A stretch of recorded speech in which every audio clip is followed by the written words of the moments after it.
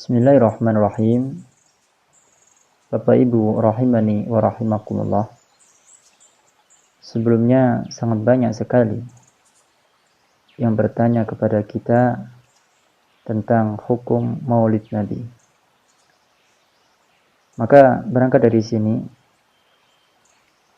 kita berusaha untuk menanggapinya. Karena ini kita meluruskan kebenaran, tidak membiarkan kayu yang bengkok. Untuk memperjelas perkara ini dan menjabarkan segamblang-gamblangnya, mari sebelumnya kita harus kembali kepada hujjah Islam, yaitu Al-Quran dan As-Sunnah Nabi serta ijma' kesepakatan kaum muslimin. Karena itulah tolak ukurnya bagi agama kita.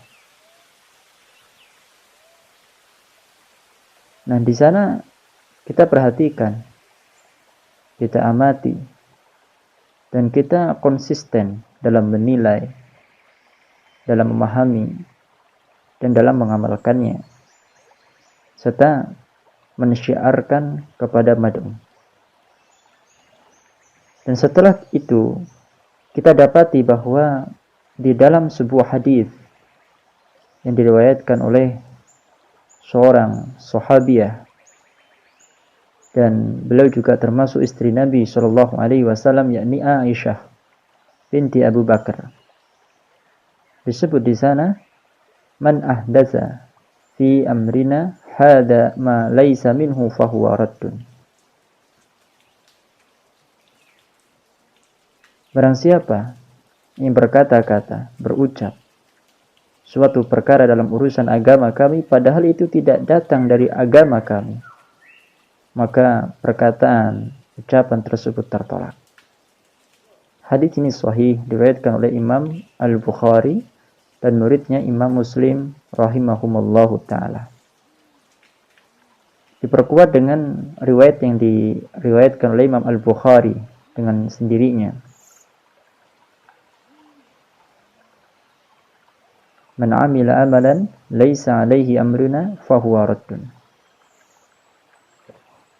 Barang siapa yang melakukan suatu amalan dalam urusan agama, dan itu tidak datang dalam urusan agama kami, katanya, maka amalan tersebut tertolak.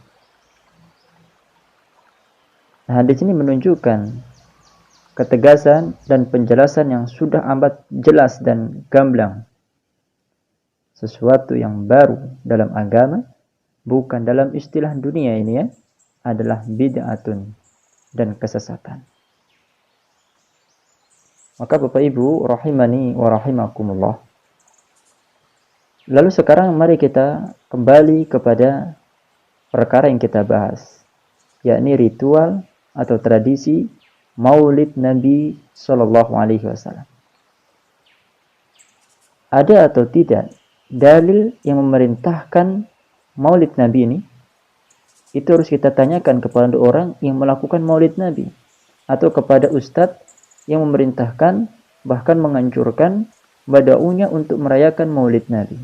Tanyakan kepadanya, ada atau tidak perintah dari Al-Quran ataupun Sunnah ataupun ijma'ul ulama yang memerintahkan Maulid Nabi ini. Dan perlu diingat di sini bahwa ini Maulid Nabi, masalah agama, ya.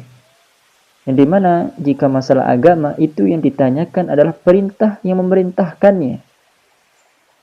Karena asal usul dari sebuah ibadah adalah haram selama sampai datang perintah hujah kepadanya.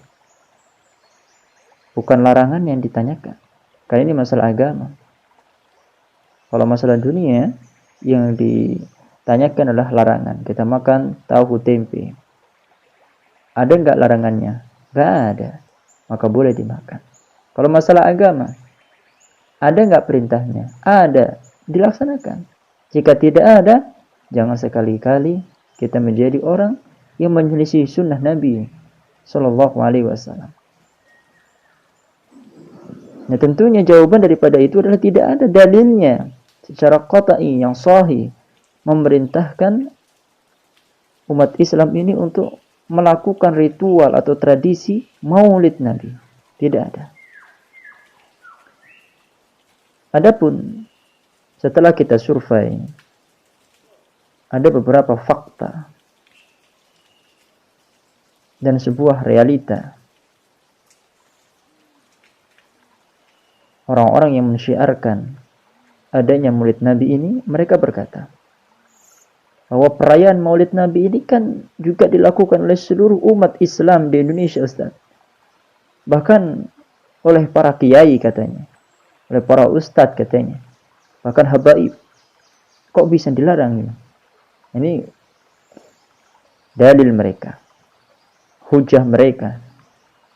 Maka alasan ini, ikhwah, justru adalah alasan orang yang tidak pandai berdalil.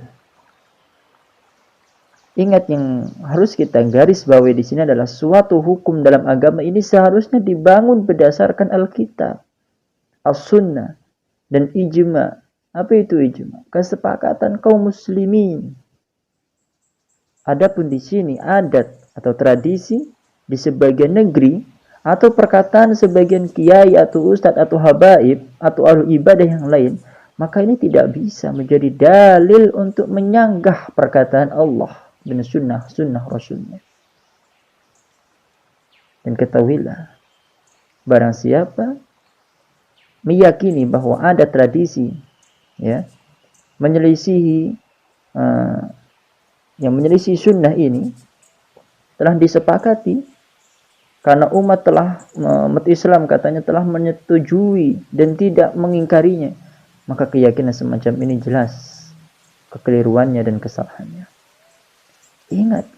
Ingatlah saudaraku rahimani wa rahimakumullah, akan selalu ada dalam umat ini di setiap waktu yang melarang berbagai bentuk perkara bid'ah yang menyelisih sunnah,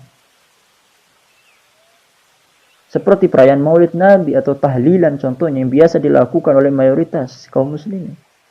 Lalu bagaimana mungkin kesepakatan sebagian negeri muslim dikatakan sebagai ijma, padahal di sana ada kelompok orang-orang yang menyelisih. Lalu mereka beranggil bahwa ijma yang dimaksud itu adalah sekelompok atau segelintir kelompok,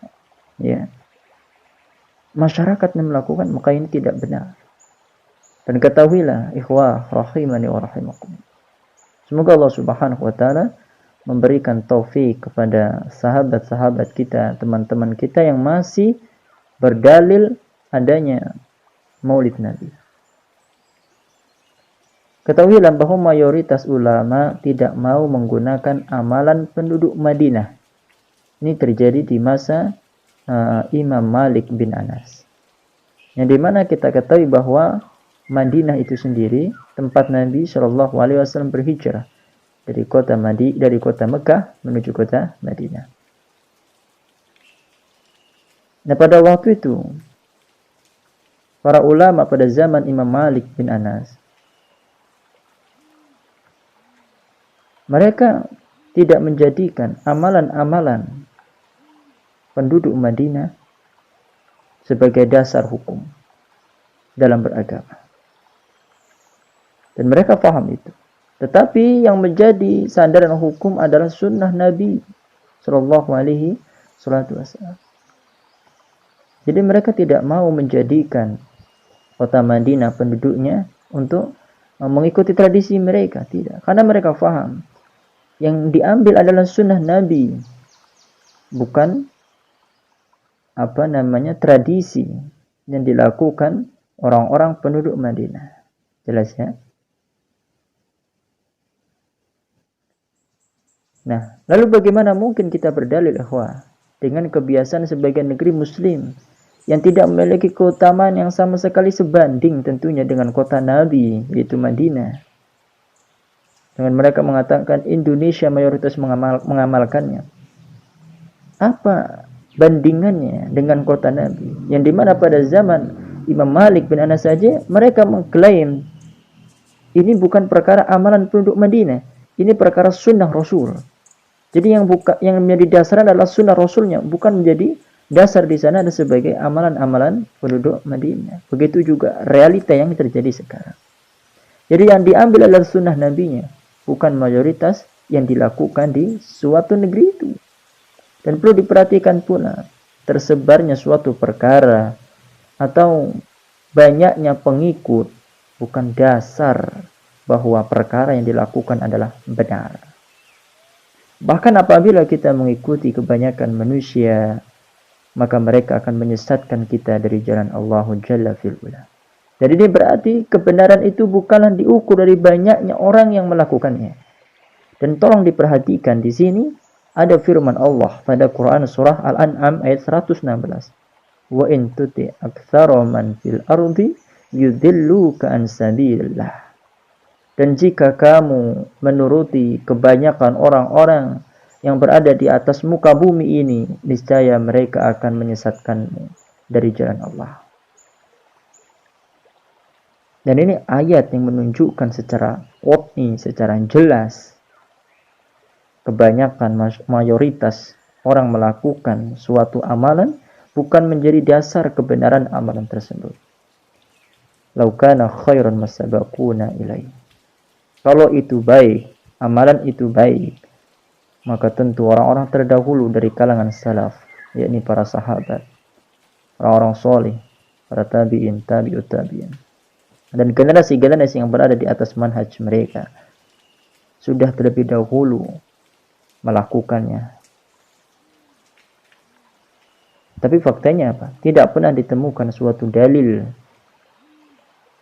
yang membuktikan secara qat'i para sahabat melakukan atau melakukan ritual tradisi Maulid Nabi. Dan Nabi tidak pernah menggambarkan dan mencontohkan perbuatan itu. Kita tanya kepada mereka, pernah atau tidak Nabi Muhammad SAW menggelar ritual atau tradisi Maulid Nabi terus masa hidupnya? Tidak pernah. Atau ketika tahlilan, pernah atau tidak satu dalil pun menunjukkan Nabi menggelar tahlilan ketika sahabatnya, keluarganya ada yang meninggal, atau para sahabat pernah atau tidak? Tidak ada. Ribuan kitab pun kita tidak akan menemukan dalil itu, kecuali orang yang berusaha memperkaya dalil, memaksakan untuk bisa berdalil dan membenarkan sesuatu yang salah.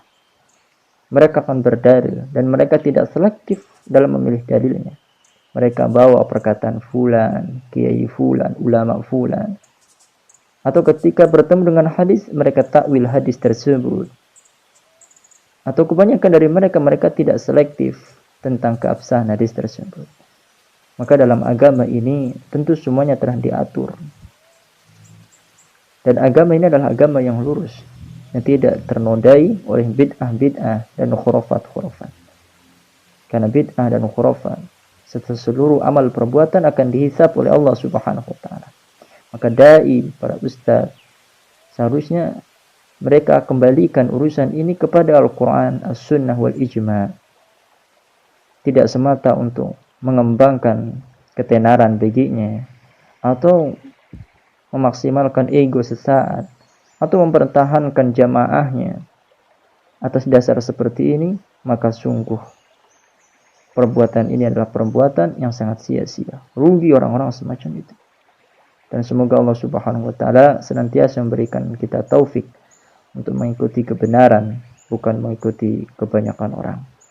Wallahu taala alam bisawab. Mudah-mudahan tanggapan ini bisa menjawab polemik adanya perayaan Maulid Nabi di negeri kita Indonesia serta negeri sahabat kita. Barakallahu fiikum ajmain. Wallahu a'lam bishawab.